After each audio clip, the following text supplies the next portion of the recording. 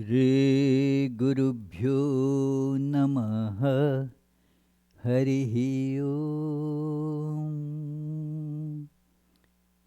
Sahana Vavatu Sahanau Bhunaktu Sahaviryam Karavavahai Tejasvinavadhetamastu Ma Vidvishvavahai Om Shanti Shanti Shanti Om. May we be protected together. May we be nourished together. May we work together with vigor. May our study make us illumined. May there be no hatred amongst us. Om, peace, peace, peace. Om Brahma me tumam, Madhu me tumam, Brahma meva Madhu me tumam, Brahma me dhaya, Madhu me dhaya, Brahma meva Madhu me dhaya. Om Shanti Shanti Shanti. May the all-pervading, absolute, blissful reality, the Brahman, be realized by us. May the ultimate bliss be realized by us. May Brahman, who is also the ultimate bliss, be realized by us. May we realize Brahman by purification of our understanding. May we realize the bliss absolute by purification of our understanding. May we realize Brahman, who is also the bliss absolute by purification of our understanding. Om, peace, peace, peace.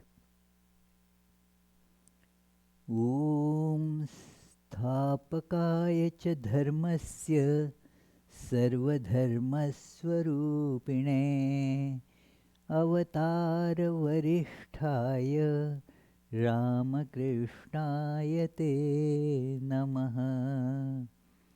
Salutations to Sri Ramakrishna, the incarnation supreme, who has taken human form for the establishment of dharma and who is of the embodiment of all dharmas.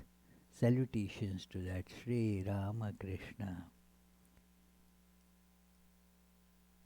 Yathagnirdahika Shakti Ramakrishne sthita hiya Sarva Vidya Swarupam Tam Saradam Pranamamyaham. Salutations to Holy Mother Sri Sarada Devi, who is inseparable from Sri Ramakrishna, just as the fire and the heating power of the fire are inseparable.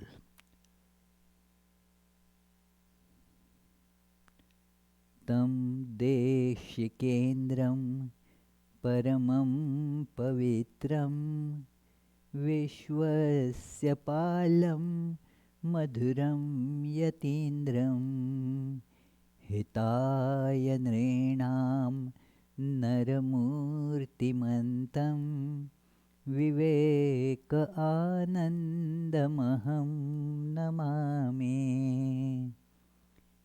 Salutations to Swami Vivekananda, the great teacher for our times and who is extremely pure and is the protector for the modern times, this universe. Dear friends, in these difficult times, the internet has enabled us to get connected where physical travel is not feasible. So thanks to internet that I am able to connect to devotees mainly in the Philadelphia and southern New Jersey region, but I am sure some others also are joining. So it is a privilege that we are all getting to come together on this platform, and you also are getting a special privilege of visiting virtually the chapel of Vedanta Society of Providence.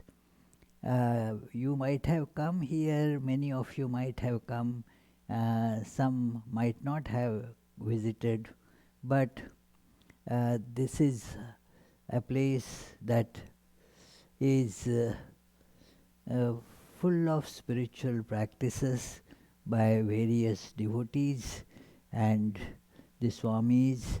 So, a holy place where Swami Vivekananda's teachings, Sri Ramakrishna Holy Mother's teachings, Vedanta teachings, and also the teachings of all great different religions are learnt and practiced. So, welcome to this Vedanta Society of Providence chapel, and the topic that was given by the devotees at Philadelphia, and it was emailed to me by Shakuntala.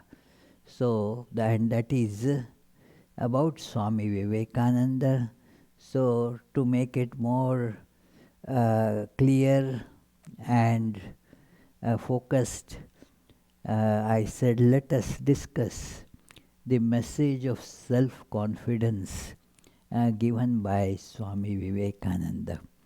As you all know, Swami Vivekananda was designated as teacher by Sri Ramakrishna.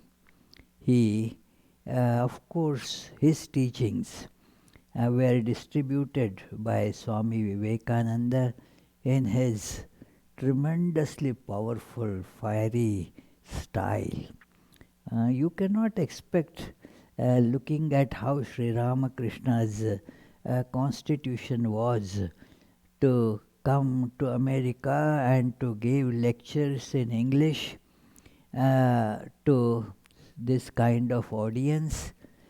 So, Sri Ramakrishna got another instrument ready for that purpose, and that instrument's name was Swami Vivekananda. Swami Vivekananda always maintained that he did not give any message of his own, but it was Sri Ramakrishna who was using him as yantra, instrument. There was no ego in Swami Vivekananda. He wrote in his letters, also spoke in the lectures, that he is voice without a form. That is, his form doesn't matter at all. And it is Sri Ramakrishna who is giving the message through that form. And this message is very important for us. The part that we are going to discuss today, of course, Swami Vivekananda has given the message on various different topics. In fact, no important topic has been missed by him. Let it be, you see, the harmony of religions. Let it be the influence historically exerted by various different religions. his tremendous understanding of civilizations, art, culture, and history, also about architecture. He has given that very profusely to our age. But today we are going to discuss a message that actually for me was the one that brought me towards Sri Ramakrishna, Holy Mother, Vivekananda, and in general towards religion. And that message was that of self-confidence. Self-confidence is very necessary for us. Reliance on oneself, feeling the divine not somewhere hidden behind a cloud, somewhere in the sky. As we normally point, we look at the sky to show that, oh, that God, pointing to the skies, God knows, or whatever. So it is, God is seen somewhere away outside. But the Vedantic teachings have always been that yes, God is everywhere, no doubt, but where to feel that God? Feel that God as our indwelling reality. God is in us, and that will enthuse us with tremendous self-confidence. Yes, what is the fear? Why should I fear anything? God is within me. I am divine. So, this is a teaching that is the core of Vedantic thought, and also it is very useful during our present age and in these difficult times when people are feeling depressed. It happens naturally because of the lockdown situation almost all over the world, in almost all countries infected by this coronavirus. The people, since there is no other strategy to contain it, they have adopted, well, lock down yourself, do not go out. And that is, of course, it has a demoralizing effect. It certainly has impact on the financial situations, industrial situation. In various industries, there are, of course, the signs of depression, and it will take long time for all that to get back, even when everything becomes fully normalized. So, amidst all these, there are some positive things also that we should look at, and that is, it has given us the opportunity to be more indrawn, to look at the tremendous potential that is hidden in our own hearts. We were just running out and feeling that is the way to ultimate satisfaction. We had no time, and no time to sit and meditate, because we are so busy running everywhere. Now, since that has been forcibly stopped, there is now this big opportunity. There is a commonly encountered problem when people are closed indoors. They are not able to meet their friends, go out, and do many things that they are accustomed to do. The impact of that on psyche is the deepening feeling of loneliness, that, well, it creeps in, and one may not be really conscious of that feeling creeping in, but it has its effects, that one feels no enthusiasm to do anything. One keeps on brooding, and one may become cynic. Various such unwanted effects would come to somebody. But we have to therefore think of this message of Swami Vivekananda, the message of self-confidence, feeling the presence of divine within and the potential of all power within. I remember I was just getting into my teenage, about 12, 13 years old, when I was presented this small book by one of my friends in the school. We meet even now sometimes, or at least have chats. That friend who gave me this little book, he gave it to me in the language, Marathi language. In English, that book is available with the title Thoughts of Power. Thoughts of Power. And that opened a very different line of thinking for me. It is, and those things that I read at that time, they went deep in me, although I must confess that for a few years I did not really do anything about all those deeply sheltered thoughts. Those thoughts didn't go away, although I did not implement those or thought about those much during those days. But they made a big impact. And as the times rolled on, in my later years of teenage, those things came to me, especially when I was feeling down due to various circumstantial setbacks.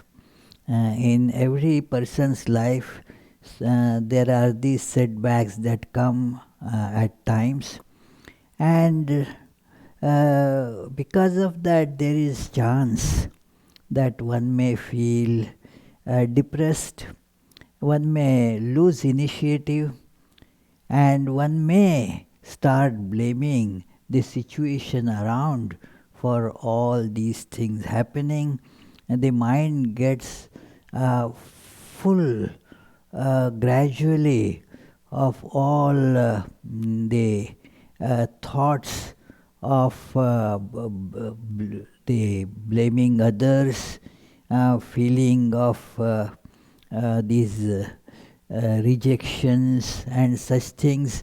They keep on just becoming more and more aggravated.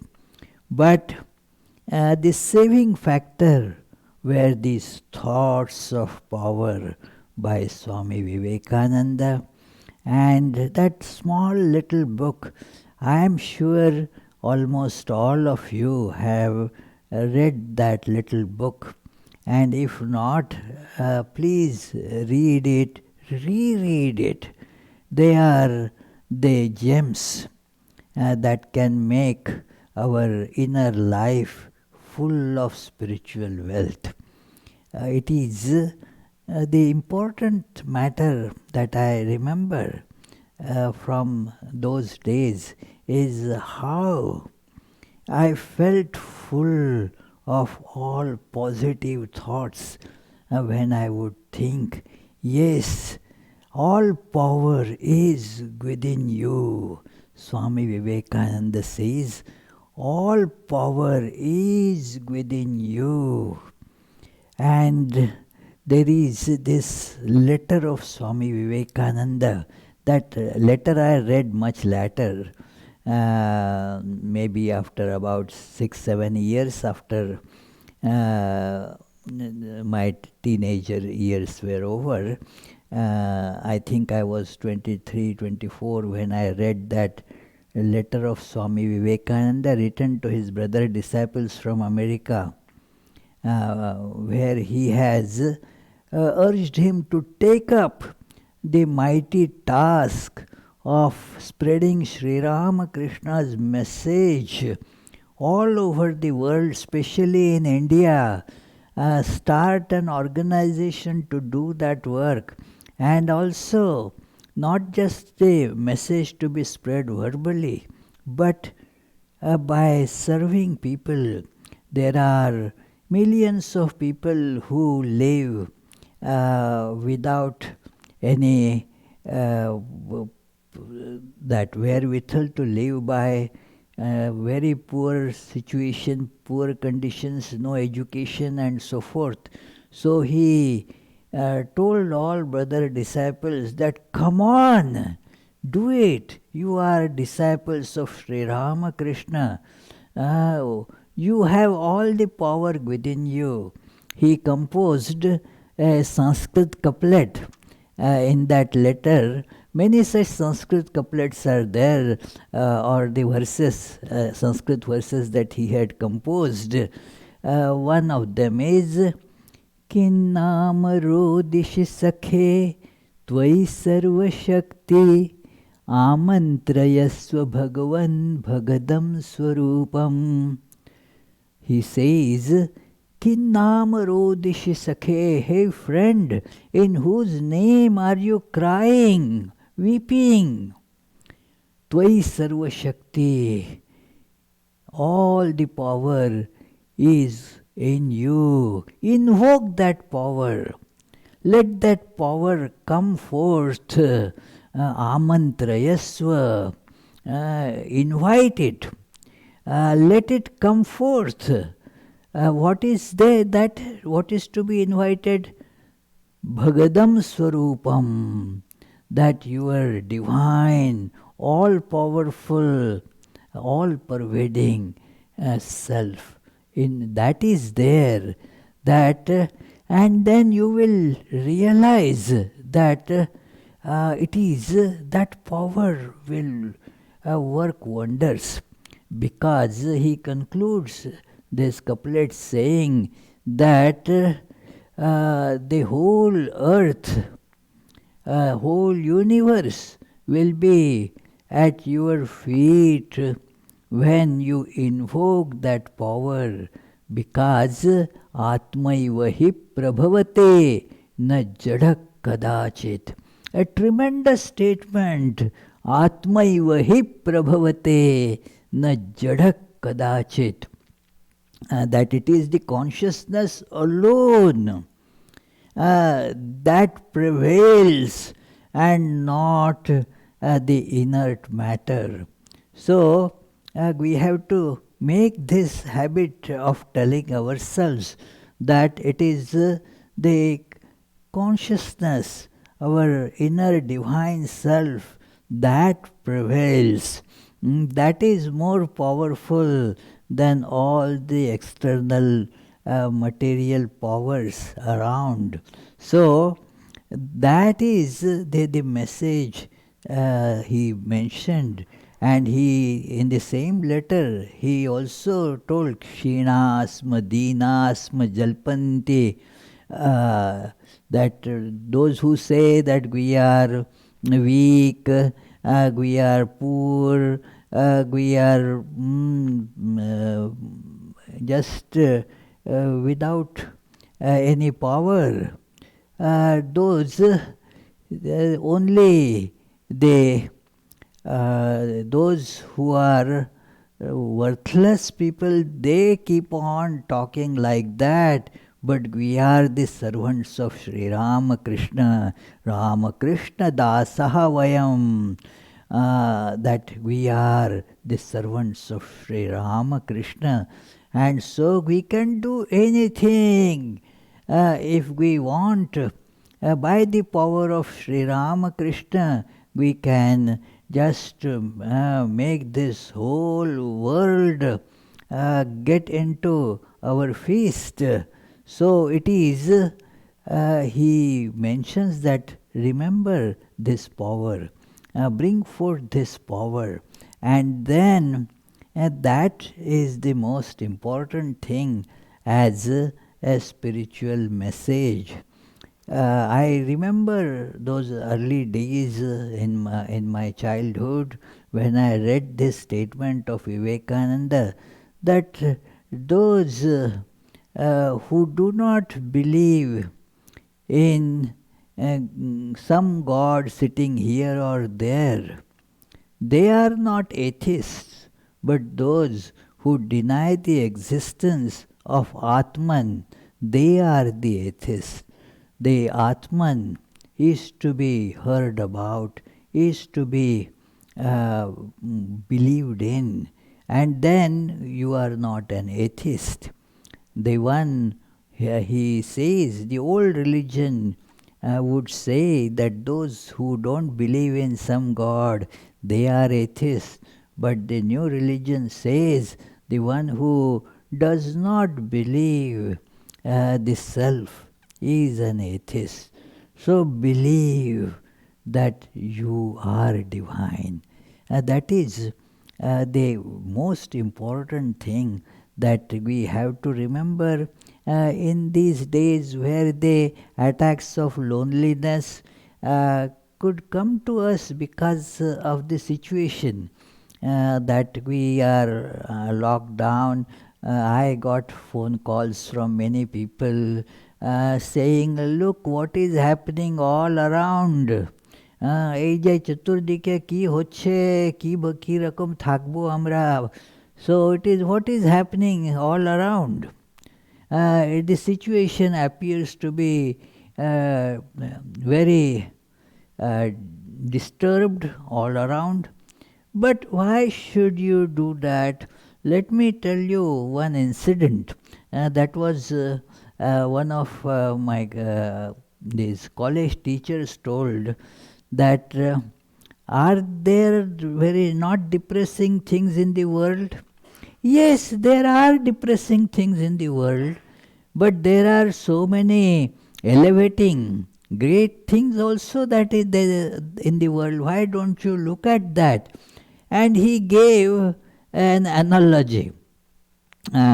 Please forgive me for using that not very nice sounding analogy, but it is certainly very effective one. He says that, well, at your home there is a lavatory, there is a latrine in every home, that is necessary. But do you sit there all the time? Are there no better places in your house to sit in? So, therefore, there are these things, these saddening news of so many bad things happening, that is there. But does it mean that you should always be thinking of that? Only going to the latrine and smell that stinking smell there? No, come out. We should come out. Sit in the shrine where the fragrance of incense is there, fragrance of flowers is there, fragrance of holy thoughts is there. So why not come and bask ourselves in the sunlight of the shining teachings of these great teachers? And that is, we have to do it, friends. It is others can tell us, but what has to be done is by us ourselves. A part of the thinking about God within is also highlighted by Swami Vivekananda, that Vedanta tells you to take all responsibility on your own shoulders. A tremendous statement, friends. We are habituated in blaming others. And every time we blame somebody, what happens is we make ourselves weak. For our failures, when we hold somebody else responsible, then we, as it were, shut the door of advancement, progress, illumination to us, because it is somebody else's fault, so that somebody else will have to change. Do we have the power to change somebody? What a difficult task, even to change ourselves. And thinking of changing somebody else, that means the decision is just taken out of our hands. If we have this habit of blaming somebody else, in his book Jnana Yoga as well as in Practical Vedanta, he points out this thing, that Vedanta does not let you put blame on somebody else. You have to shoulder all responsibility. I am responsible for the state that I am in. And that is an automatic corollary of feeling the presence of divine within.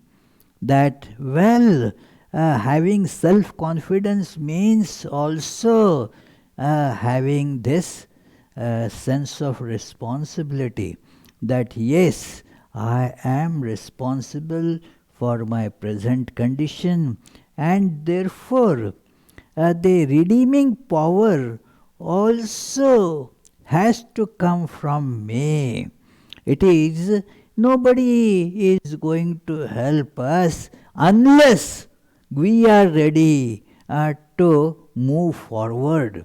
Unless we are ready to take up the responsibility, take up the challenge, and then do whatever is needed, then the whole world will come forward to help us.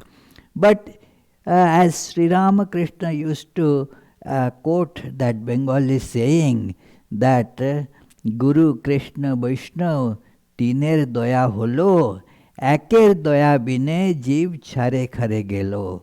That the Guru showers his grace, the Krishna, the Lord, is also showering the grace, and the saints, the Vaishnavas, the saints, they are also showering the grace. Tiner doya holo, kintu ei eker doya to hoyni. This one did not,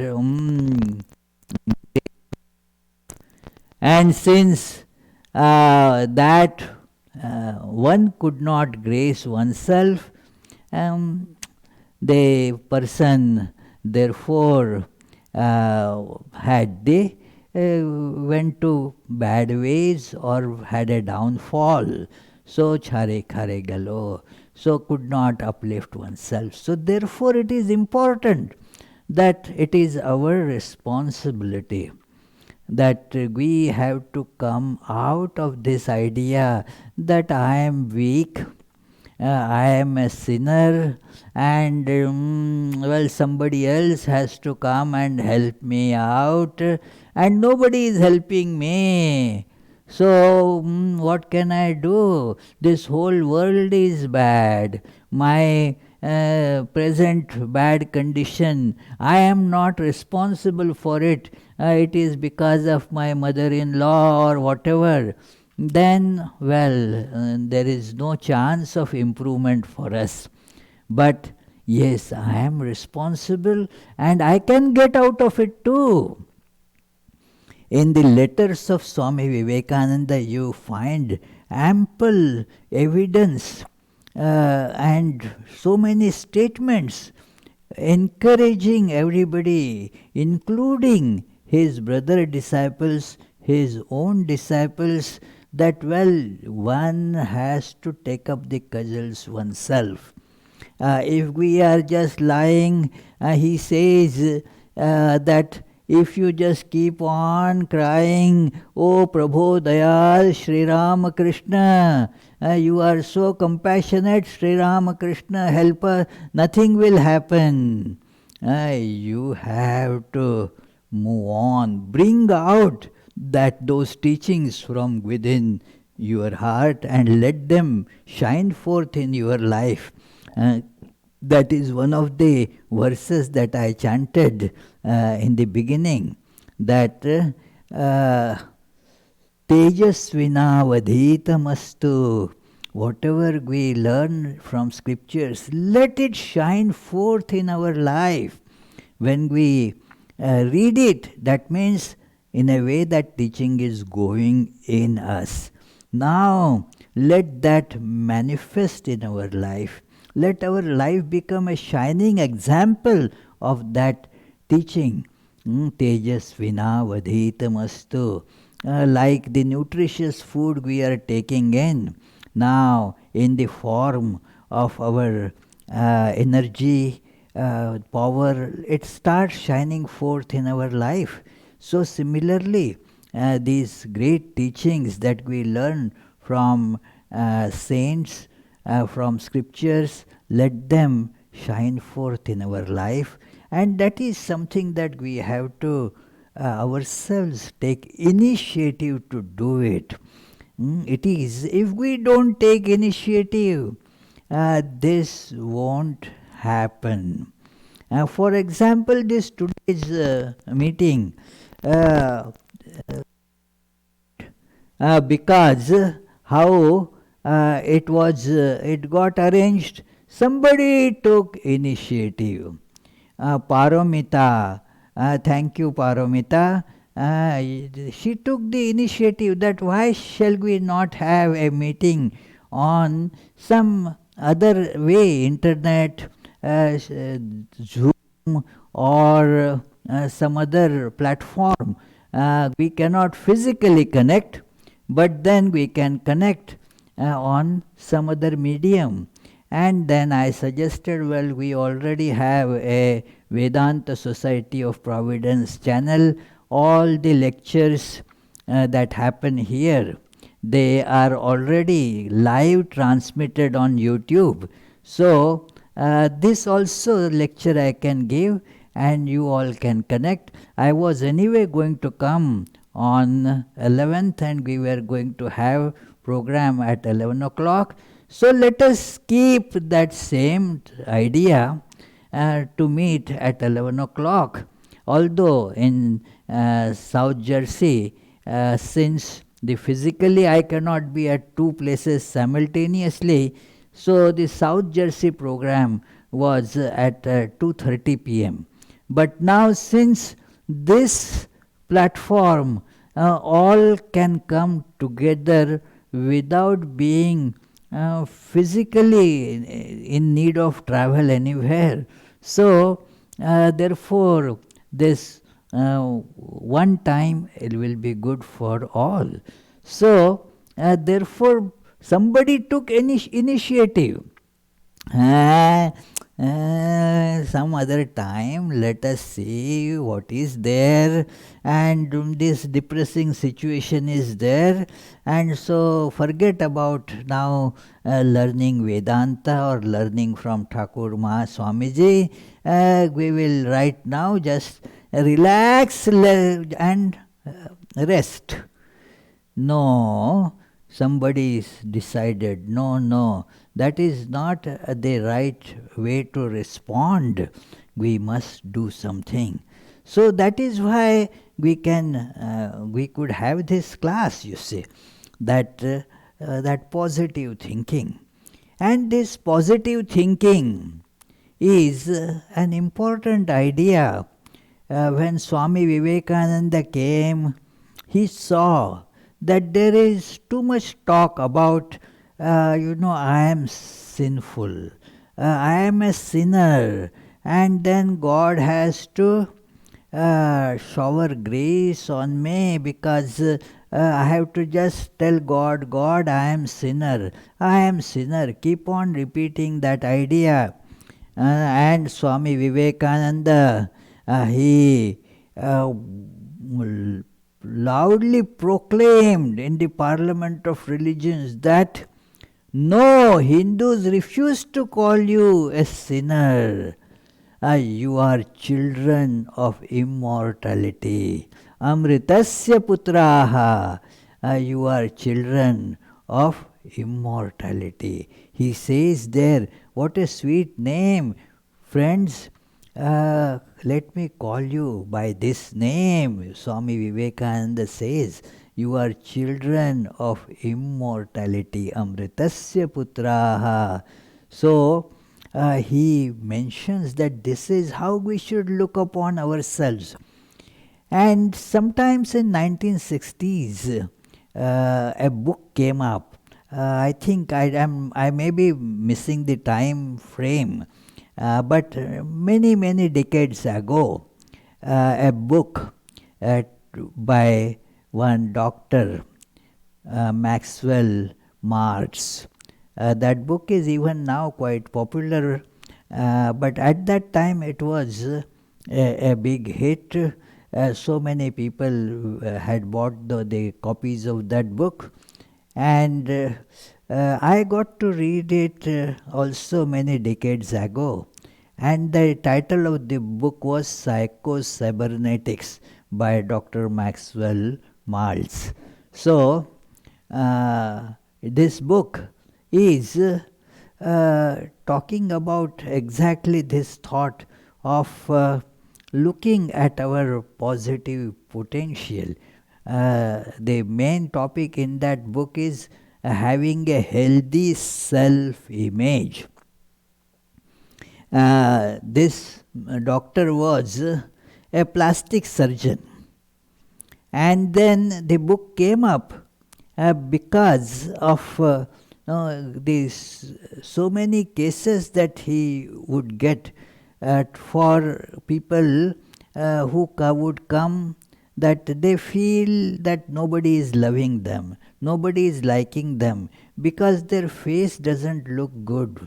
They are not attractive enough because their eyes, they are too small or too big, or their nose is too high or too low, too small or too large, whatever. Their lips do not look good. So they would come to him for plastic surgery to change their appearance, make it whatever you may call more attractive or beautiful. And then he would do that. But what he noticed was that did not remove the depressing thought in those people's minds. Especially the young ladies would come to him, and their attitude still remained the same in spite of this physical change.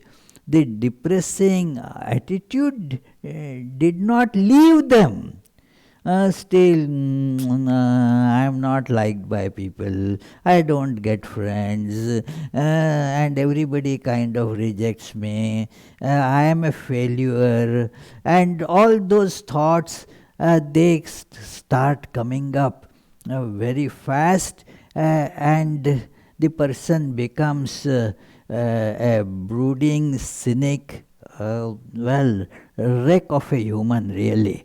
So, and then when he saw that this is happening, he decided to learn more about psychology, because it was quite apparent that the physical appearance was certainly not the reason, at least reason enough for that depressing thought in those people. So then he discovered that what happens is we build a self-image for ourselves. I am so and so. And how do we build that image? By whatever experiences that come to us, that tend to make our self-image. That when I do some work and I am successful in that, then I feel proud about it. I feel happy about it. And we make a self-image. Yes, I can do that. And since I can do that, I can do many other things. But then what happens is, many times even failures come. And when failures come, then we make a wrong self-image. Oh, I failed. Oh, and it always happens to me. Now it does not always happen, but we come to this conclusion somehow that, the other day it happened and this has happened. And then whenever you take up some venture, you already in the beginning, you are kind of feeling that I always fail, I am a failure. You keep on telling it to yourself again, and this becomes a very strong, very prominent self-image. I am a failure. And then, further, what happens? You want to protect your self-image. I am so and so, that I want to then keep on protecting, and therefore you keep on failing to prove that self-prophecy. I am a failure, did I not tell you? Yeah, I told you I am a failure, so I must fail to prove that. And that is how this vicious cycle goes on ruining the life of a person. That Dr. March said, no, look at the fact, you failed once.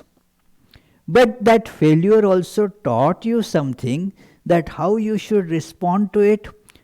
Take it up like that. Change your self-image. That no, this was a learning experience. I might have failed, but I didn't really fail because I managed to learn how to do it. And not that I always failed. I was successful in many cases. So this is how one should look upon oneself, not just model of failure, but a model of potential success in everything.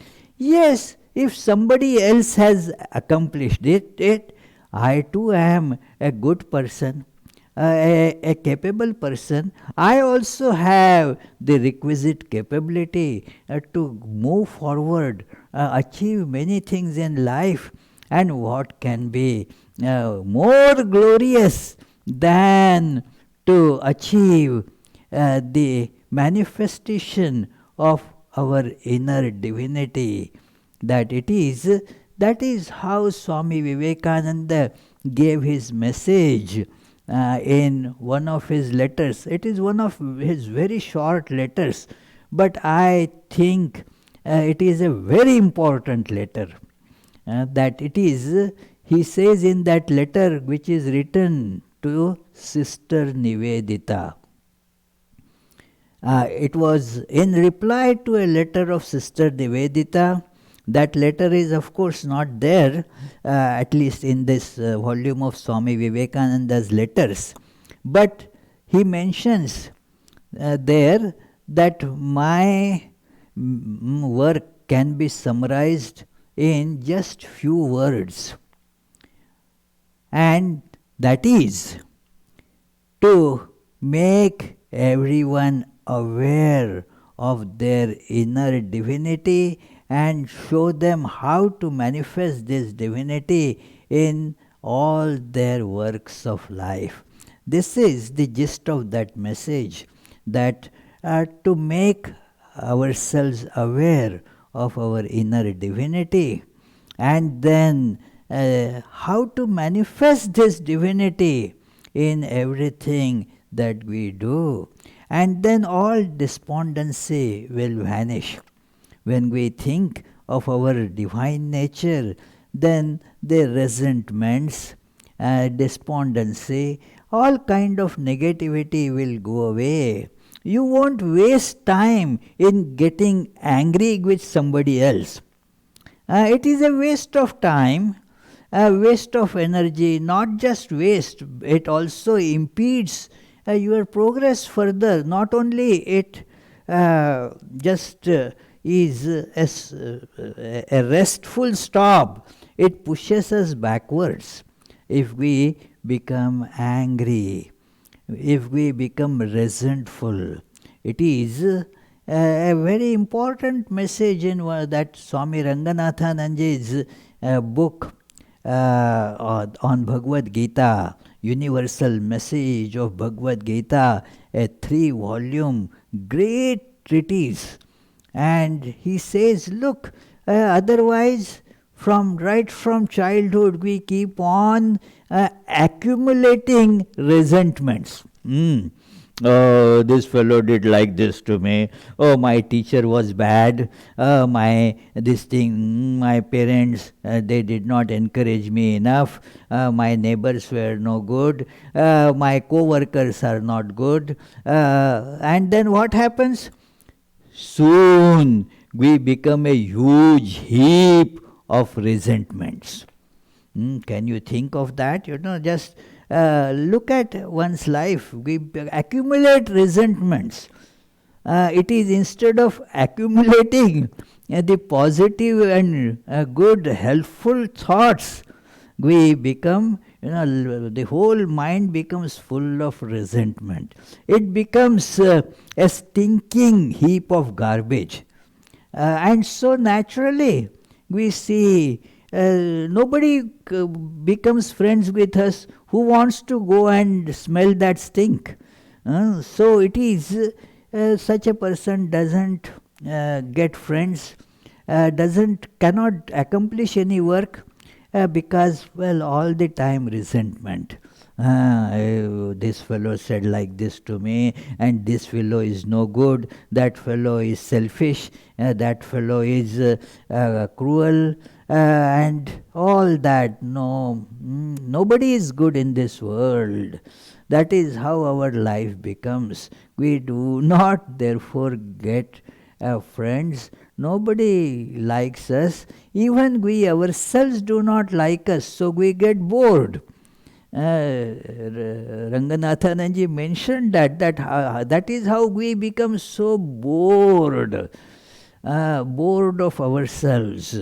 Look, our own company is so boring to us. So how much boring it will be to others? So it is important to stop collecting these resentments and encourage the positive thoughts based on our divinity. And the divinity is in us automatically means that it is in everyone. When I look upon a stone as Shivalingam, it is I who am looking upon it as Shivalinga. So many these stones, most of the Shivalingas are made of, say, stones, especially what is called Baneshwar Shiva. It is Shivalinga is a stone. There are stone images made of many gods and goddesses, and no devotee looks upon them as just stone, but Lord Shiva, Lord Vishnu, Ma Durga, Ma Kali. Now, what is this? These are all, you look upon them as God, so you get the God out of that. That becomes God for you. And so one prostrates before God, oh please Lord, shower your grace on me. And that for the materialist, just a stone. For this devotee, because that devotee is now invoking the divinity in that stone. In that stone also there is the same divinity. And when I invoke that, then that image showers grace on me. So, and that happens with human beings also. A very important part of teaching of Swami Vivekananda is this, that the divinity in you is in everybody. Same divine being is in everyone. It is there that we all are one. And therefore, take a human being as veritable image of God, made of flesh and blood, and then serve that God. Serve the God. In one of his letters, he writes about doing this service work for those people who are deprived, who lack education, who are very poor, and so forth. He says that we have to serve them, but how? We have to serve that God whom ignorant call as man. What a great statement, friends. We have to serve that God whom ignorant call as man. So this is how we should enthuse this spirit of tremendous self-confidence in ourselves, and thus move in our life with that cheering light. It is one aspect of God is Ananda. Ananda. Most important rather aspect of that God is Ananda. So when we feel God in us, Ananda bliss, we will feel the bliss. Our life will be just permeated by that bliss. So, before proceeding further, let me tell you, you might be having or should be having many comments, questions, points that you want more amplification on or clarification on. So please put all those things in the chat box. Keep on doing it now, so that when I will be ending in maybe another 5-7 minutes or so, or a little more, we will be ready for the questions that you may be having. So please type them. This is the format that we have to use, because you cannot ask me the question by your voice. So it is. So please type. These days, this is everybody is texting, So people are quite familiar with having the text chat rather than the verbal chat. So it is. Please put your names so that I will know who is asking the question. Many of you are familiar to me, and so I can imagine, I can comment and so forth. So I'll be very thankful for that. So please keep on doing it while I continue now with the same topic that Swami Vivekananda therefore mentions, that the most important verse according to him in Bhagavad Gita for the present time is the verse in the beginning of this second chapter.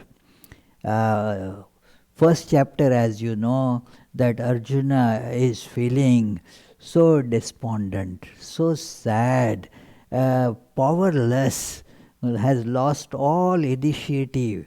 That depressed Arjuna, when Sri Krishna is not making any comment, second chapter begins with Arjuna still saying, well, how can I kill these my gurus and my relatives? my close kith and kin, how can I kill them with my arrows? They are not certainly worthy of being killed by me. It is, and then he wanted Krishna to affirm his position, to support him, saying, "Hey Arjuna, you are thinking on the right lines. In fact, you are a big sage, it seems."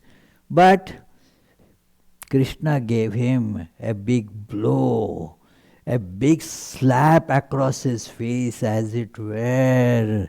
He said that kutastva kashmalamidam vishame samupasthitam anarya jushtam aswargyam akirtikaram Arjuna. That says, where, hey, you Arjuna, you are, I thought that you are a great hero, a powerful warrior of lot of bravery. And what are you doing this? Where from did you import this weakness? Kutatva, where from? This kashmalam, this weakness has been imported by you.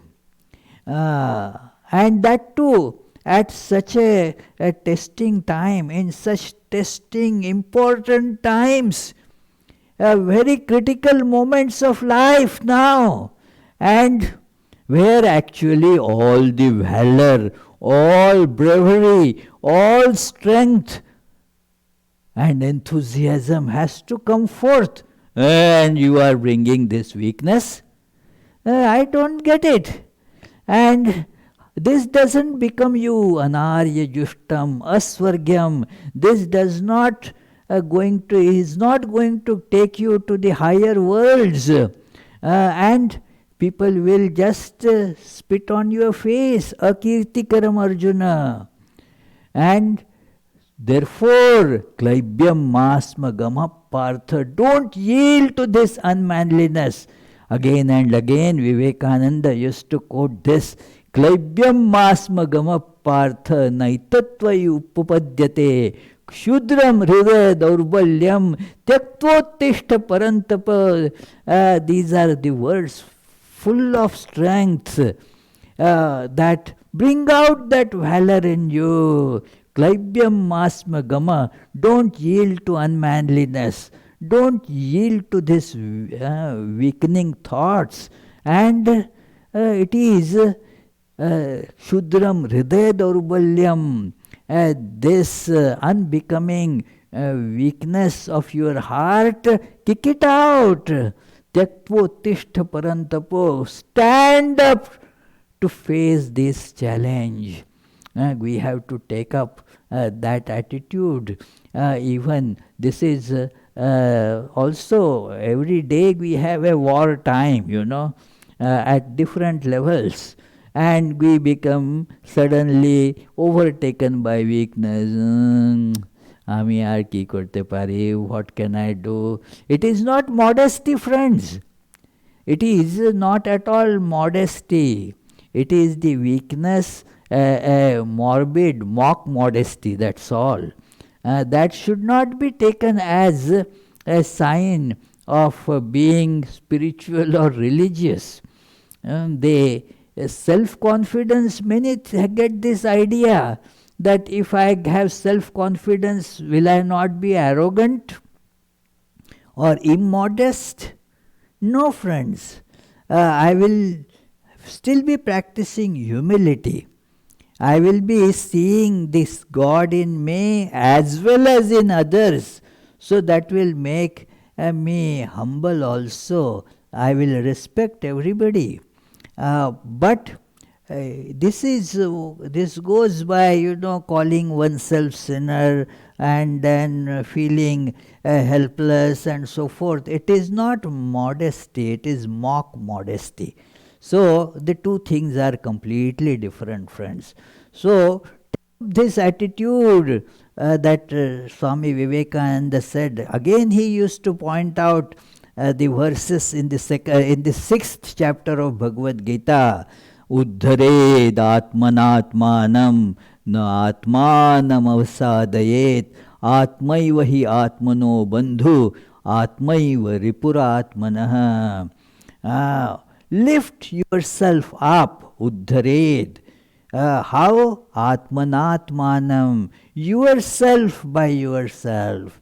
Lift your spirits up by yourself, calling forth your divine nature, and know that you yourself are your best friends and also your worst enemy, terrible enemy. How? The next verse of Bhagavad Gita tells the one who conquers the mind, that mind becomes your best friend. And the mind which is not controlled, that becomes our worst enemy. And therefore we have to learn to conquer our mind, fill it with the positive thoughts, continuously fill it with the positive thoughts. There may be negative thoughts around, but that doesn't mean I have to take them in. We have to remember that there will be negative thoughts around.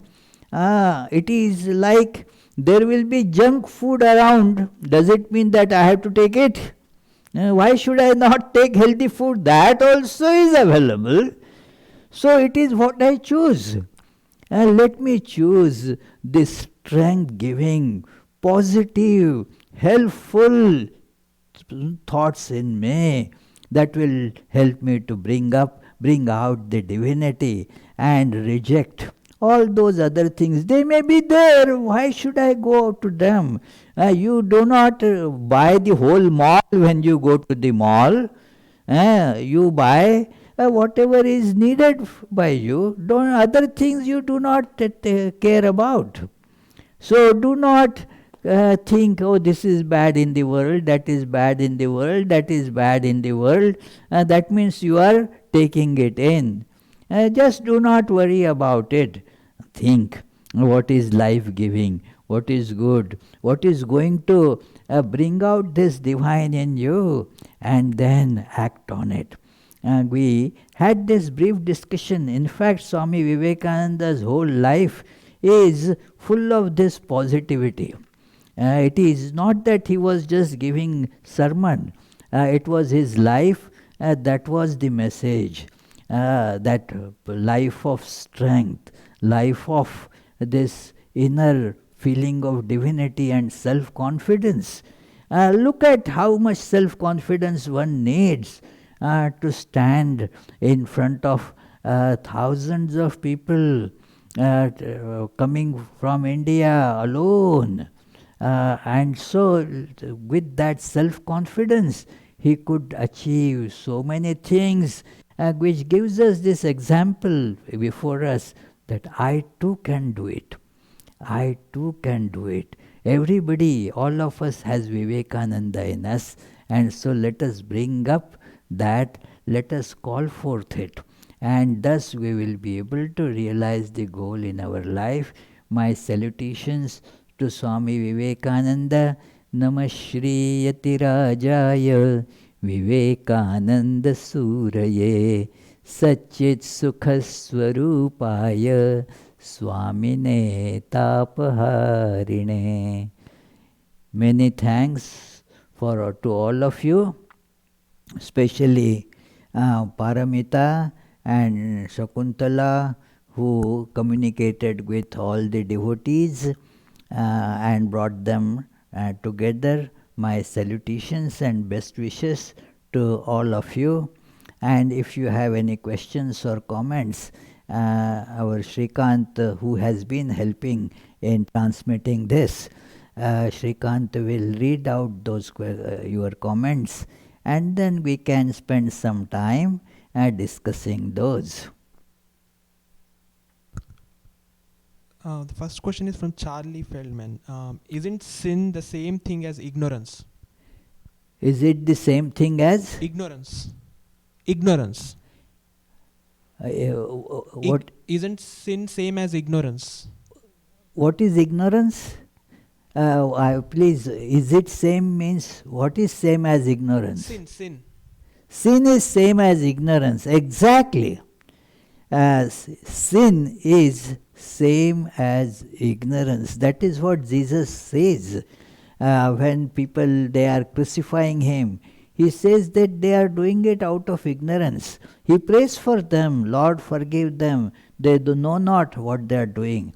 It is Swami Vivekananda mentions that Vedanta as such does not understand or recognize sin. Vedanta says ignorance. We are ignorant about the divine source of this universe. We are unawares that of the divine treasure hidden in us, and so we do things in the wrong way, and that is that gets called sin. But actually it is out of ignorance that we do it. Ignorance is actually the better word, because by knowledge the ignorance would go away. A question from Rani Kumar. How can one feel the presence of God around and within, particularly during difficult times like present? Yes, in fact, in the difficult times, it is more important and actually more possible also. When the times are very rosy, very nice, we seldom think about the spiritual values. We get so engrossed in the enjoyments. But when difficulties come, that makes us think. And then that thinking needs to be guided. That thinking has to be guided by the scriptures, by the sages, by the Guru, to look into the divine treasure within. And then that opens it up. That like somebody doesn't know how to do something, then some other person tells, oh, do it like this and you will be able to accomplish that. The situation, although outside it is a depressing situation, but then that becomes certainly, if we want, the enhancer of our inner spirit. That is why in Bhagavatam, we were reading that a few weeks ago, that Kunti prays to Lord Krishna that Vipadha Santunas Shashvat, that, oh, Krishna, she calls him Jagat Guru there, that you are the teacher of the whole world, Krishna. Bring more and more calamities in our life. Why? Because when the calamities come, we think about you, O Lord, and thus you come in our midst and remove those calamities. So please bring more calamities, because when there are all the easygoing times, then we don't think about God that deeply. So it is important when we are in such a fix that, okay, now what is the way out? Here is the way out. So telling this, you have to think of that inner strength. That is why we have been discussing this topic, that think of God. Don't think of all those depressing things. They will be there. Don't take notice of them. I remember in my own life, they were my early days of monastic life, and so I was feeling sometimes, as it happens to everybody, rather sad, depressed, was not able to meditate properly, bad thoughts would come. So I asked one senior Swami, what should I be doing when such bad thoughts come to mind? And he said, what do you do when suppose some little insect flying sits on your person, sits on your shirt? What do you do? Well, just I tick it off. Same thing.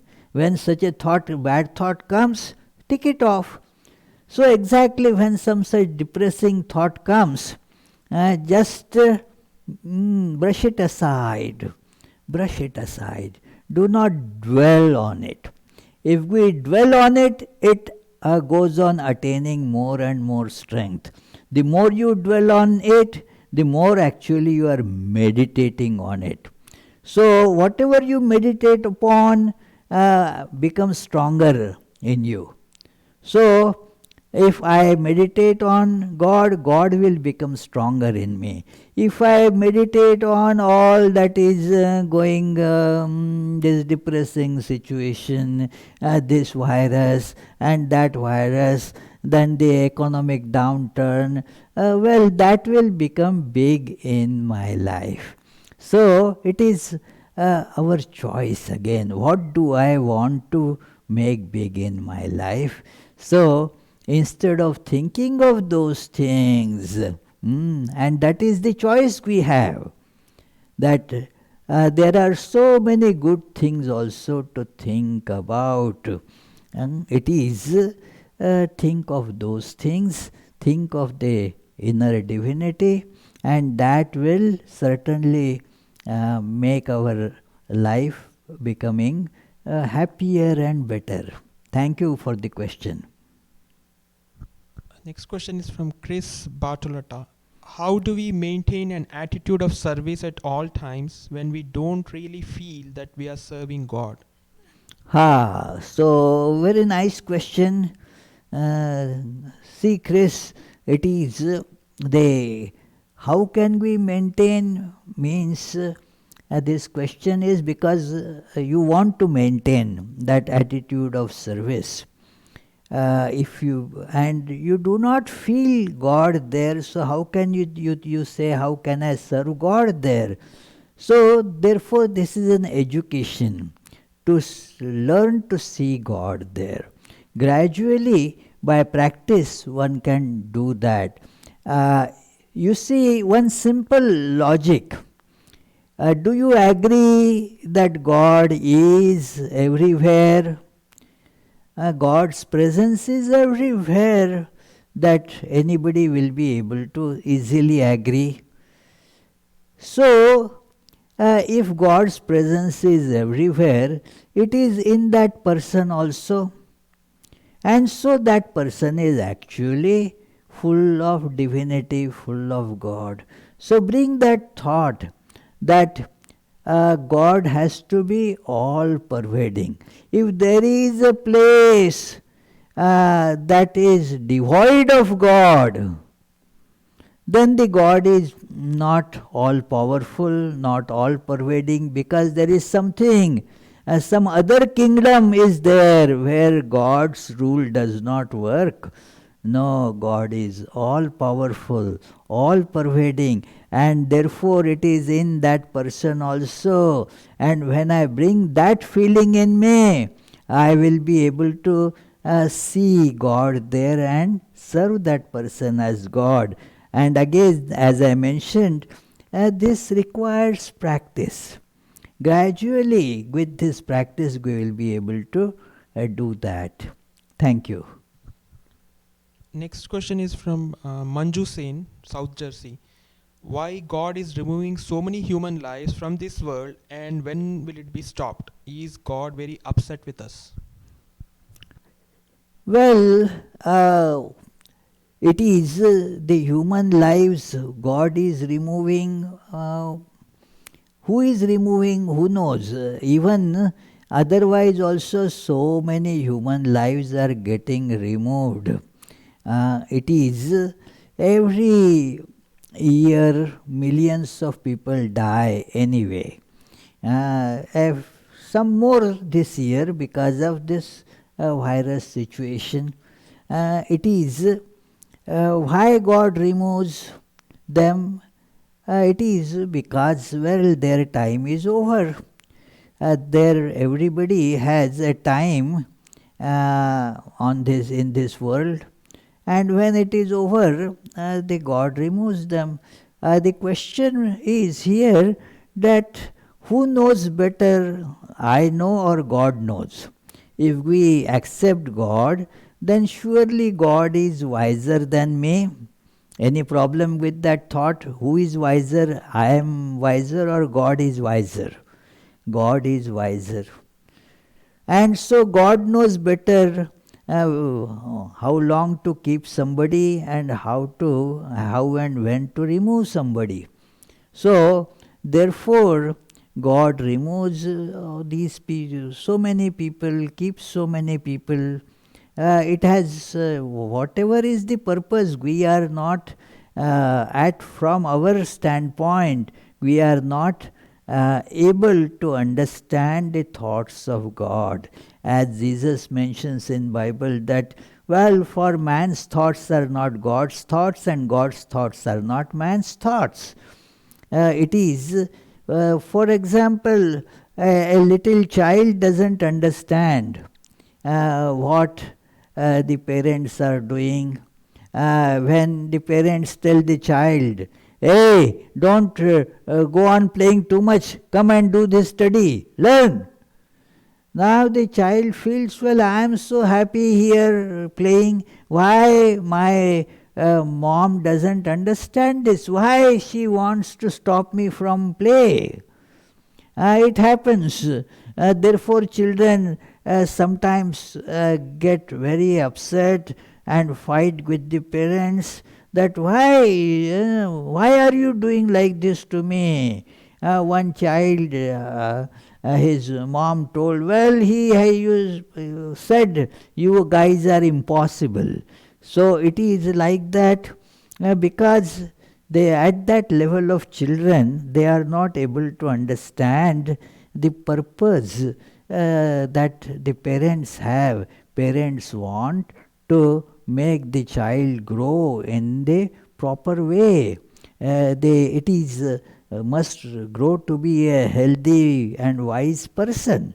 So therefore they see that they should be doing this. It is the child may want to eat all the candy and all the junk food. That is how the children are. And they don't understand why parents don't let them do that. But parents know better.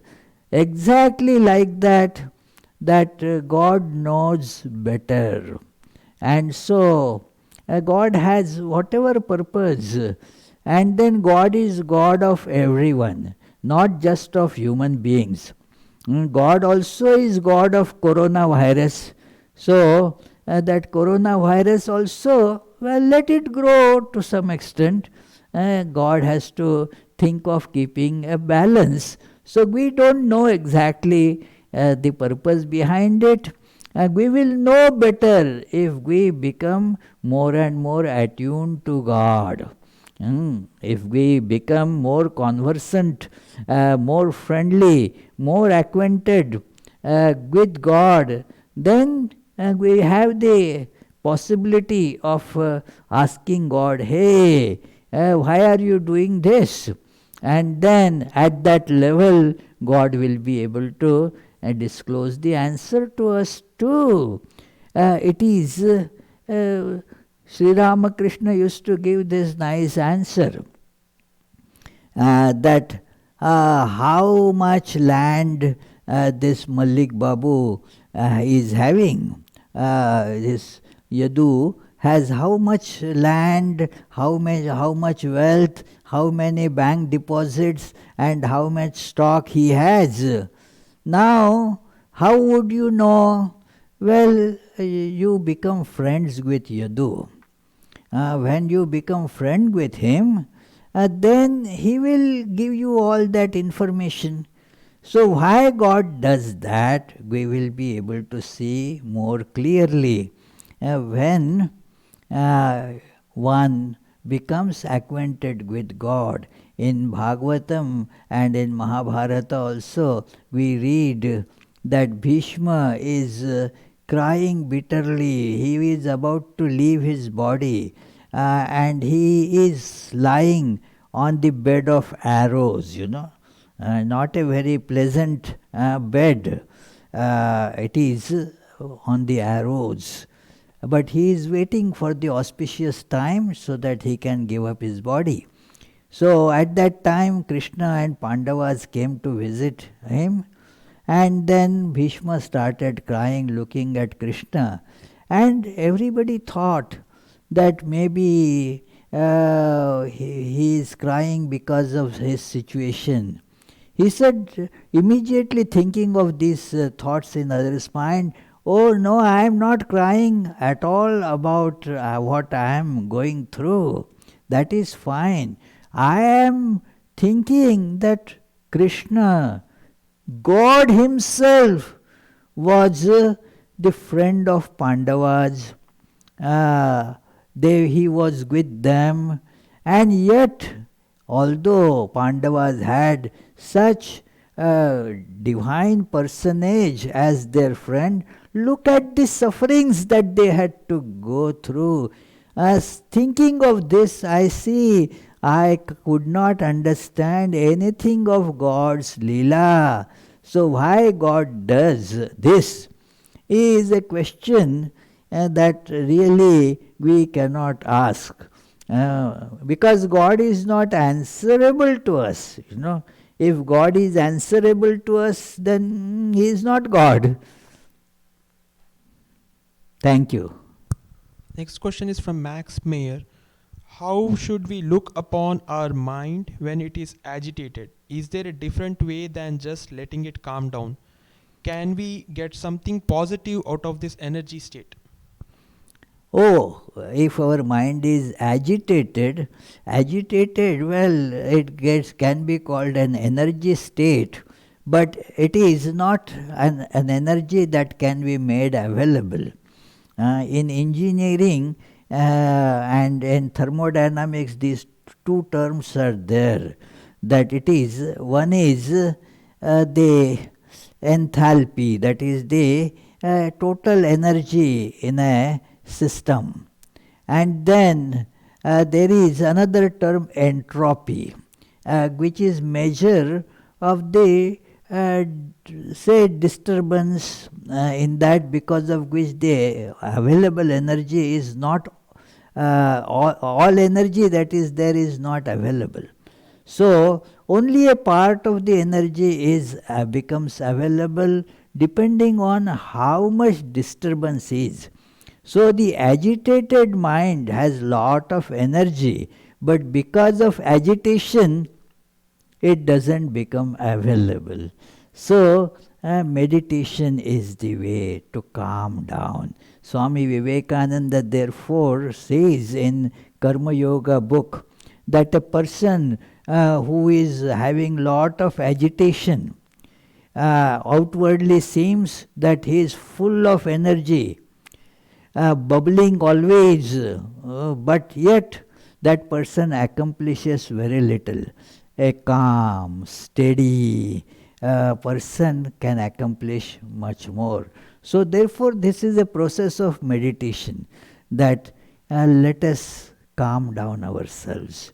It is, and then we can focus it. I gave sometimes the example of my school days, soccer coach. In my middle school, we used to play soccer.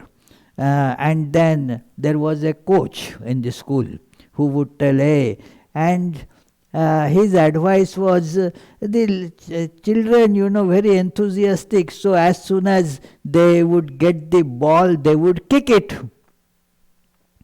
He said, no, that is not the proper way of playing. You may kick it and it would go right to your opponent, and then that fellow will just keep on moving towards your goal side. So therefore, first when the ball comes, control it, stop it, control it, and decide where to hit it, and then aim it there and hit it. So exactly like that, the agitated mind wastes energy and brings actually a disaster by wrongly doing it. So it is therefore calm down, concentrate. When that energy gets then concentrated, one can focus it. In technical terms, it is called in yoga philosophy that pratyahara and dharana, that calm down. Do not let anything external agitate you. And then use that calm down energy in the right way. Thank you. This is the last question for the session. From Karthik and Kabir. How to serve someone like God if they are mean to us? That is where the service comes, It is, you think that they are mean to you, so serve them as God, so that now they will not be mean to you. In fact, that will mean something really good to you. It is, if you impart meanness to you, if you impart meanness to somebody, that will become mean to you. It is more of how you look upon that. So it is important not to see somebody as mean. Even if that person is mean, learn to serve that person. And thus the meanness of that person will go away, and our mind will become clear and clean. It doesn't depend on the other person, it depends on us to keep ourselves positive and clean. Don't give too much power to other people to control your thoughts. Tell yourself that I will keep my thoughts always positive, helpful, benevolent. That will make me happy, non-resentful. Otherwise, we saw that we will be full of resentments. Our mind will be full of all the wrong things, and that will not let the divinity manifest in us. Therefore, see, all sages say the same thing. I was talking about this to some person a few days back, that look what Jesus tells, therefore, love your enemies. Anybody, can love friends and hate enemies. That is no glory to our human nature. The glory is when we learn to love what were being thought of as my enemies. Well, that is where we have to bring our special power. It doesn't need any training to love friends and do good to those who have done good to you. It needs training, it needs practice to learn to do those people who might have been mean to you. So this is the training that we have to give ourselves to make ourselves better human beings and to bring out divinity within us. Otherwise, we will be the ordinary rung of beings, more or less just like two-footed animals, that's all. So learn to love those who might be in some respect they might have been mean to us, and at that time even think, that person did something wrong. Did I not do something wrong to somebody in my life? Think about that. Was I always a good person in every respect? I also did something bad to somebody. And I pardon myself for that. Then, so therefore, we must forgive that person also, and that will bring divinity in us. Very nice, Kabir and Kartik. So there are many salutations and greetings and comments. I'll show you after the session. Okay, my salutations and greetings to you all.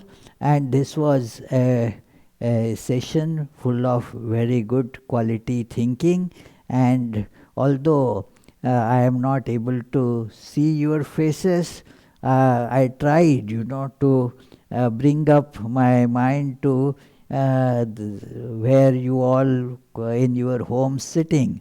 You were not sitting in congregation, but then in your homes, wherever you are, you have been sitting. So in a way, I got the chance to visit your homes.